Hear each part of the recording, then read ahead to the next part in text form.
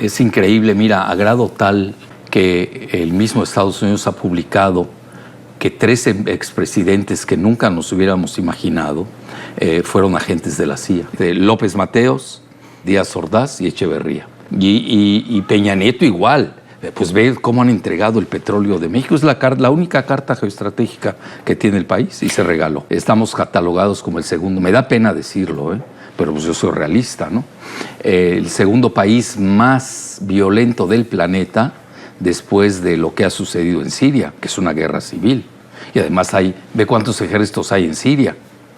Tienes al de Estados Unidos, al de Rusia, al de Irán, a Hezbollah, tienes todos los yihadistas que financia Israel. Imagina, para que México sea el segundo con mayor violencia en el mundo, se dice fácil. Bueno, adentro somos bravos, Sí. Los cárteles, si les das armas, ve cómo matan. Mira, esto se debe, esa es mi muy humilde hipótesis. Hay unos tratados de Bucareli que se hicieron en 1923, en las que obligaron al entonces presidente Obregón, por Estados Unidos, que no reconocía a ese régimen después de la Revolución Mexicana de 1910. ¿Qué sucede? Se firman los tratados de Bucareli, que supuestamente son secretos, todavía no se han divulgado. Bueno, todos tenemos una copia, pero no lo puedo decir en voz alta porque mañana me meten demandas tanto Estados Unidos como el ejército mexicano. Todos tenemos, por alguna razón yo tengo una copia, ¿no? En esos acuerdos de Bucareli se le prohíbe a México desde 1923, ya casi 100 años, y no lo van a publicar, se va a prolongar. Mira, es muy fácil, hay dos hilos conductores.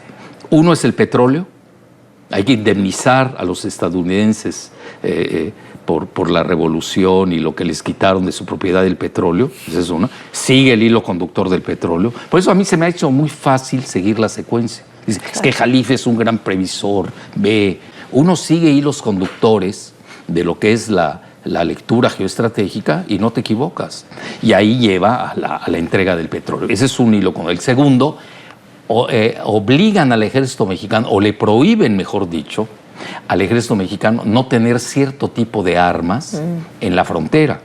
No tener otro tipo de armas como son una gran aviación, una marina. ¿Cómo te puedes imaginar que el ejército mexicano no tenga submarinos? Y los narcotraficantes tienen submarinos. Luego me la platicas. Y ahí te va la peor. Como si fuera poco los tratados, así les llaman, los tratados de Bucareli, porque fueron firmados en una casona cerca de una calle de Bucareli en la Ciudad de México. En 1970, el entonces asesor de seguridad nacional del presidente Carter, Zbigniew Brzezinski, quien es el creador conceptual de la globalización. Decía, a través de la globalización, Estados Unidos y su tecnología y sus finanzas iban a dominar el mundo. Lo que pasa es que Brzezinski ya se murió y antes de morirse, yo creo que aceleró su muerte, nunca imaginó que China e India estarían superando en la globalización que inventa Estados Unidos. China con su gran comercio, su economía, e India con el software. Pero a lo que voy, ¿qué dice Zbigniew Brzezinski? No queremos un Japón en la frontera. Entonces ahí hay problemas, porque a México no le permiten crecer con investigación y desarrollo. ¿Cómo puede ser que Sudcorea, que no tiene recursos, tiene 50 millones de habitantes, tiene que importar petróleo, materias primas, etcétera, tenga mejor tecnología que México? Lo que pasa es que nosotros tenemos yo diría un apartheid tecnológico. Y estas cosas no se ven. Entonces México es un país realmente, mira, me da más pena decirlo, es un país conquistado. Vivimos una jaula geopolítica. Es decir, tú votas, te dejan votar, te dejan hacer muchas cosas, pero estás dentro de la jaula.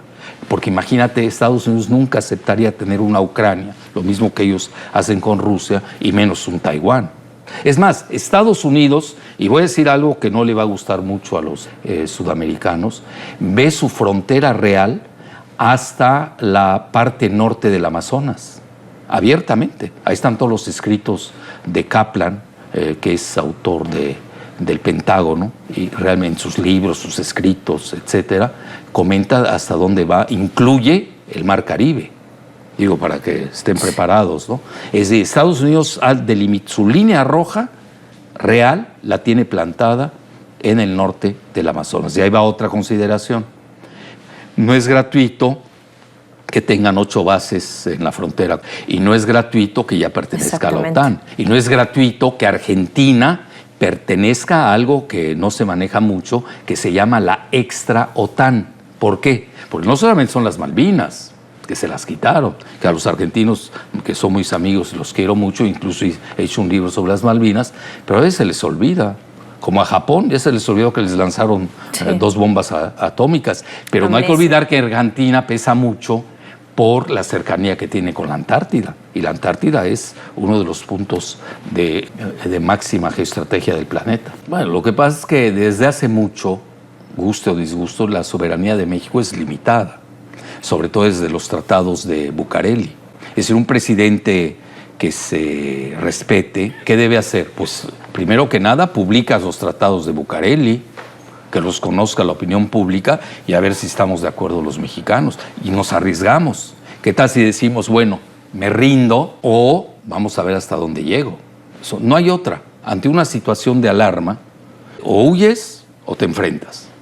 Aquí hemos huido, esa es la realidad. Obviamente no tenemos capacidad para enfrentarnos. Por eso es un gran dilema el de México y por eso yo insisto mucho en los jóvenes, que es el futuro, y en la cultura de México. Tenemos grandes civilizaciones. Si tú te das cuenta, Andrés Manuel por lo menos toma en cuenta la cultura y las civilizaciones de México, que ningún candidato lo tomó. Y ahí es donde nosotros sí en el largo plazo le vamos a ganar la batalla a Estados Unidos. En el corto plazo no podemos, sí, pero ¿qué hay que hacer?